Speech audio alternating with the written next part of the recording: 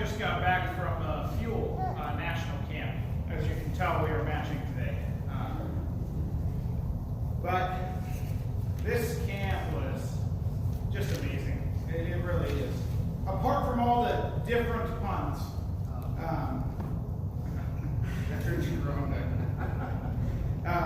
it's a week full of friendships, of life change, and worship before our God. This was the same camp that saved my life, and I imagine it saved some this week as well. It was a good week. It really was. Our theme for the week was different, and how we can be different as Christians. Because Christians are called to be different. Did you know that? I think we talked about that last week. But, the saying goes, nobody ever remembers what the preacher said the week before. So. Yeah. I forgot to mention, we also got to try a bunch of candies from all over the world, too. From Russia, Peru, some other countries, too. Pakistan, yeah. They did a missions theme while we were there. We got to try all these sorts of candies and stuff. One was just awful. I mean, one was just bad. I can't imagine what they eat on a regular basis. That was candy. But it was a great camp, and I wanted to share some of the things that we learned over the week with you today. Being different, being a new human being. And this is going to be our passage for today in Ephesians chapter 4. As you turn there, let's pray together. Father, we thank you so much for today. We thank you for this new life that you called us to. A life full of love, a life full of forgiveness, a life full of being different. Father, we just thank you so much for being a holy, different God that we can worship, that we can serve, and that loves us so much. Father, thank you, and I pray that you speak through me today. Pray that you fill this place with your Spirit, that you open our hearts and our minds to what you'd say to each of us today. Father, we thank you for today. In Jesus' name, amen.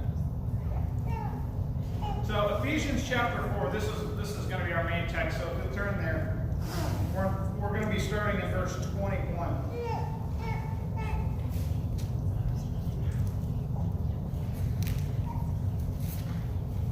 It starts off by talking about this. Those that have been saved by Jesus Christ are called to become a new human or a new person. A new human or a new person. So Ephesians chapter 4, verse 21.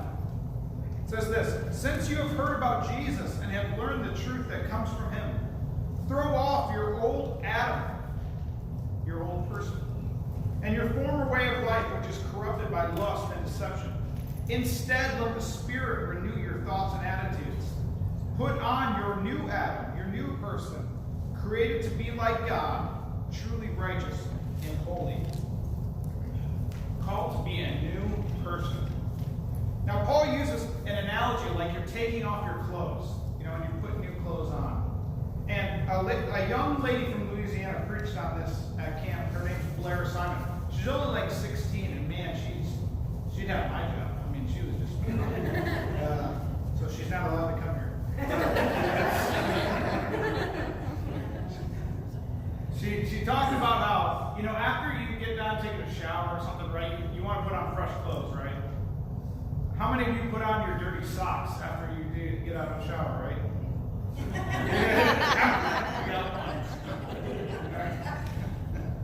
But she said, if you put on your dirty socks, are you still clean after your shower? No, you want to put on a whole fresh set of clothes on, something brand new. But the problem is, a lot of the time we want to hold on to something that's familiar, something that's old, something that's dirty still. We don't want to let go of it all. We want to just hold on to just the socks. I mean, if it's laundry day, I understand. But you got sandals on today, so we don't have to worry about that. But talking about put on your new self, your new Adam, this new human being that you're supposed to be. Take off the old person. Everything that comes along with it. Take it off and put on this new person. We're called to be different.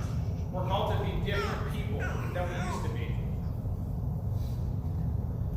So the question is, how does this work and look? Like, how do we become new people? What do we look like when we're different, when we're new?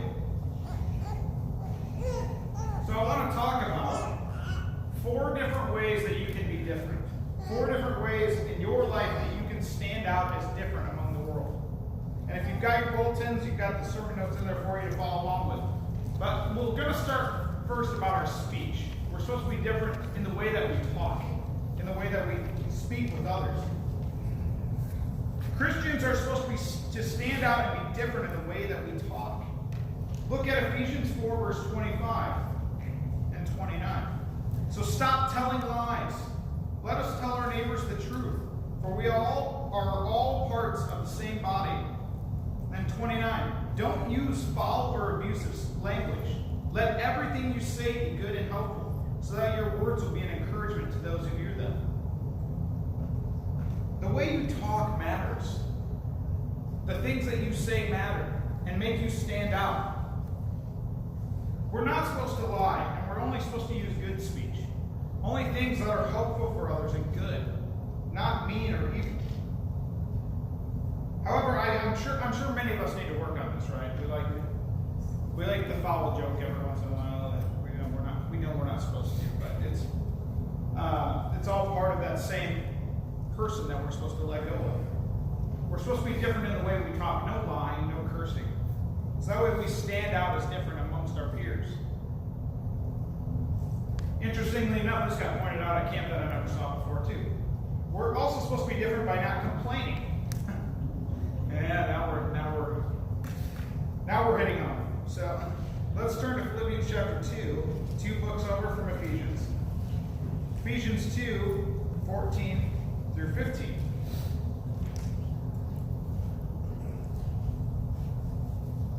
Ephesians 2, verses 14 and 15 says this: do everything without complaining and arguing, so that no one can criticize you. Live clean, innocent lives as children of God, shining like bright lights in a world full of crooked and perverse people. We stand out by not complaining about things. I mean, this world has a lot of complainers, right? All the teachers that are in here are saying amen. But we're not supposed to complain. We're supposed to just stand out and refuse to complain. If you're complaining, that means you're not grateful. It's the exact opposite of being grateful. If you're complaining about something that you don't have or the circumstances that you're in.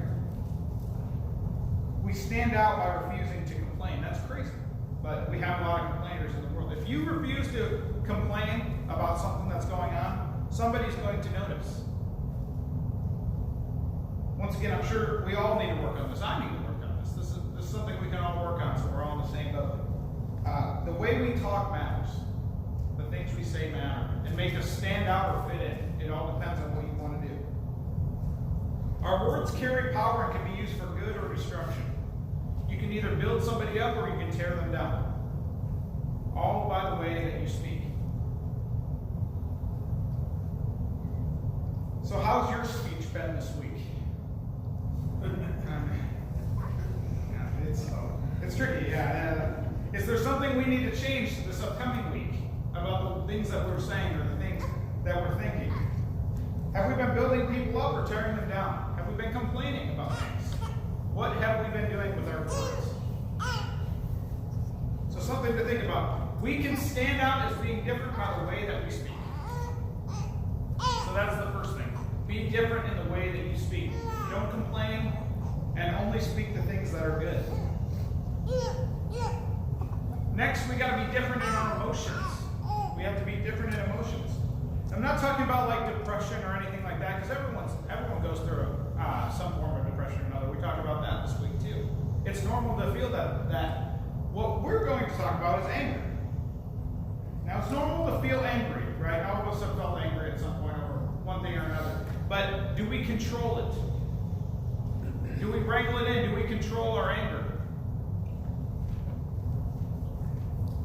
Turn with me to Ephesians 4, 26 through 27.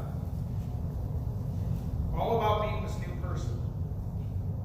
And don't sin by letting anger control you. Don't let the sun go down while you are still angry, for anger gives a foothold to the devil. Christians are supposed to control their anger and deal with their issues immediately rather than letting them grow within them.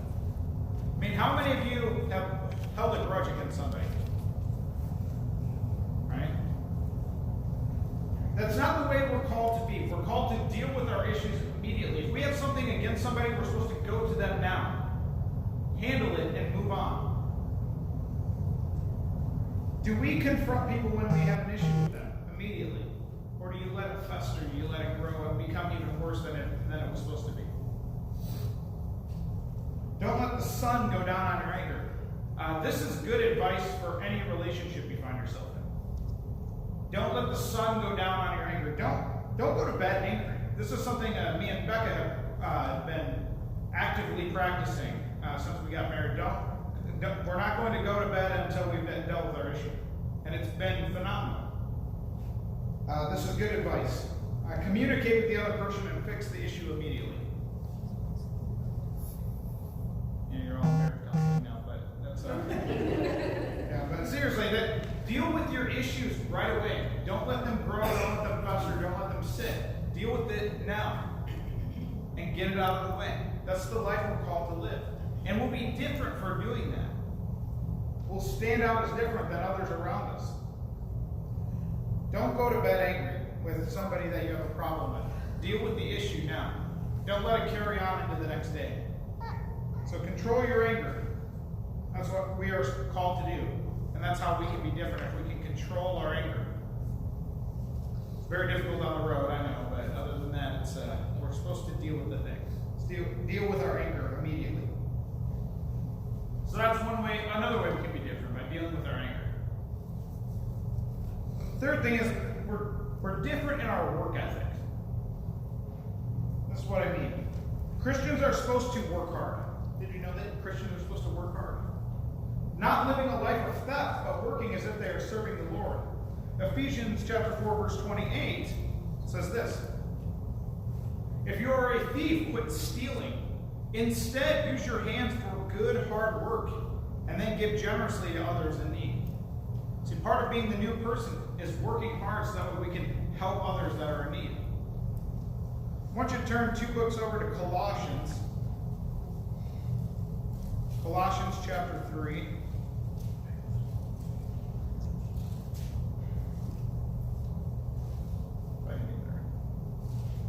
Colossians chapter 3, verses 23 and 24. It says, work willingly at whatever you do, as though you are working for the Lord rather than for people. Remember that the Lord will give you an inheritance as your reward, and that the master you are serving is Christ. I mean, how many of us think, like when we go into our jobs, that we're going to be serving God by what we're doing? Serving God rather than people. I mean, you're not serving your boss, you're not serving your customers, you're serving God. That's the way we're supposed to live. That's the way we're supposed to act. And it changes your entire thought process when you're in your job. When you're thinking you're serving God rather than serving people. This verse helped me get through a lot of times at Burger King. Funny story, at college, I actually wrote this verse on my hand because I was having a rough day. I tried to remind myself, okay, I'm serving God. It's a bad day. But we all get those, right? And we need to constantly remind ourselves, we are serving God, not serving people. We are created to work hard. That's what we were created to do. Work hard at doing good. The happiest people are those that love working, love doing things, love being active. So Christians are called to work hard. That's what we're called to do. And not only work hard, not only are we supposed to not steal, but work hard so we have something to give up. We're not just working for ourselves. We're working hard so we can help others. That's what we're supposed to do. Take care of our needs, but have an extra bit that we can give away to people to help them out in their time of need. That's what's different about Christians. We're supposed to work hard so we can give some of it up.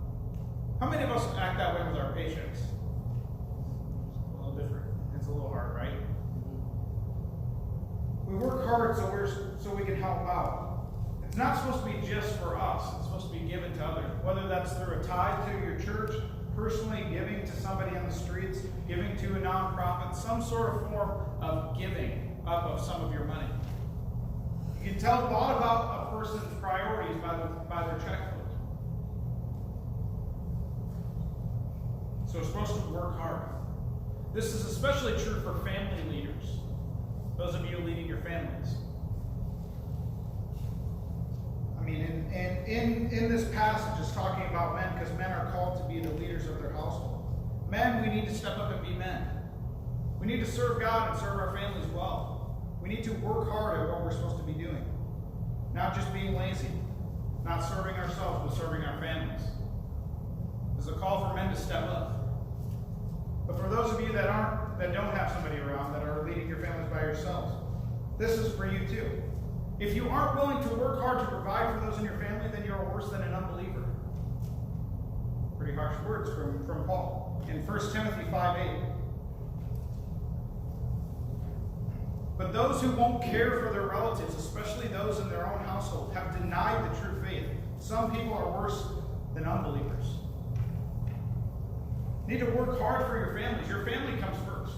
The most important disciples you could ever make are sitting at your dinner table. Your family comes first. You need to take care of your families. Make sure that they're taken care of. If we're not able to do that, we're not able to do anything else. Because even non-believers can take care of their families, right?